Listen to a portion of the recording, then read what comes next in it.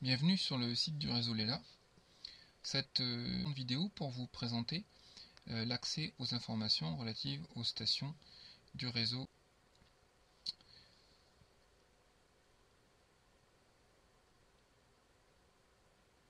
Donc il faut remarquer en premier lieu que nous sommes ici en accès sur le site en tant qu'utilisateur inscrit, comme on peut le voir en haut à droite de l'écran.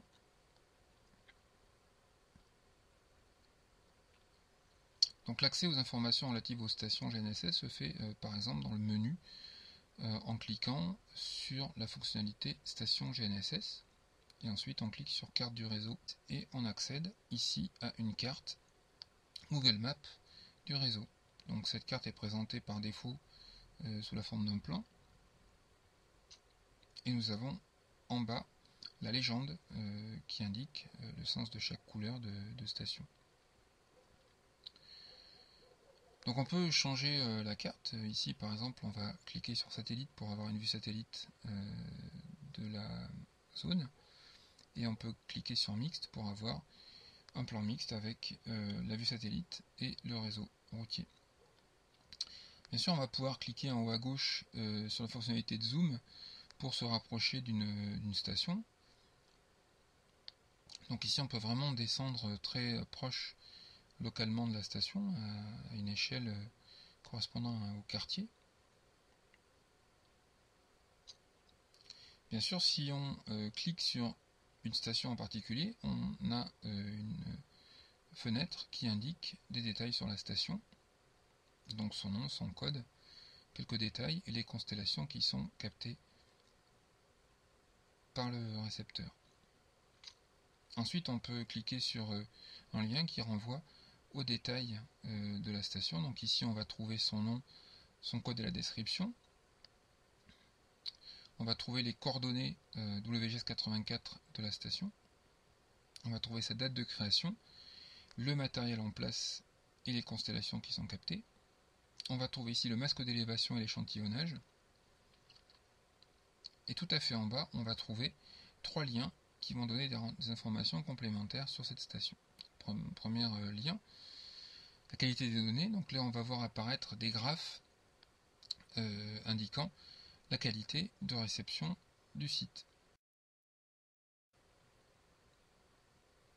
Ici, par exemple, le nombre de satellites total reçus par le site du tampon.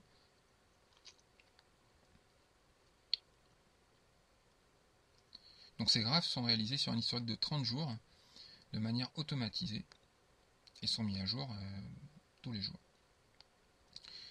Le deuxième lien indique un résumé des fichiers reçus. Donc ici on a un résumé à 24 heures. Donc on a les 24 dernières heures reçues par la station. Ici tout est disponible, on n'a aucun commentaire. Donc si on veut des détails sur un fichier horaire, il suffit de cliquer sur le lien disponible et on accède à une page de rapport de qualité. Donc ces rapports sont également faits de manière automatisée toutes les heures pour valider ou non un fichier horaire reçu par le serveur. Donc toutes les heures, chaque station envoie son fichier horaire et le logiciel de vérification GNSS-QC valide ou ne valide pas la qualité des données. Donc là le fichier a été correctement analysé et donc a été validé comme indique le terme pass en haut à gauche. Donc on revient d'un cran en arrière encore et on accède au troisième lien de disponibilité. Cette fois-ci on a une disponibilité de fichiers à 3 mois. Donc on a 24 heures par jour sur un historique de 93 jours, c'est-à-dire 3 mois. Donc tout en bas du tableau, on voit apparaître la légende couleur de ce schéma.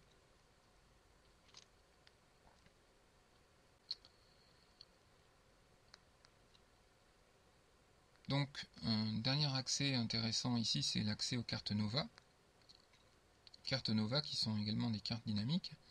Donc on accède à un graphique et des cartes de qualité globale du réseau. Donc ici on voit un graphique présentant l'état de la ionosphère et de la troposphère, donc en temps réel RTK et en temps réel réseau, et RTK pour Network RTK.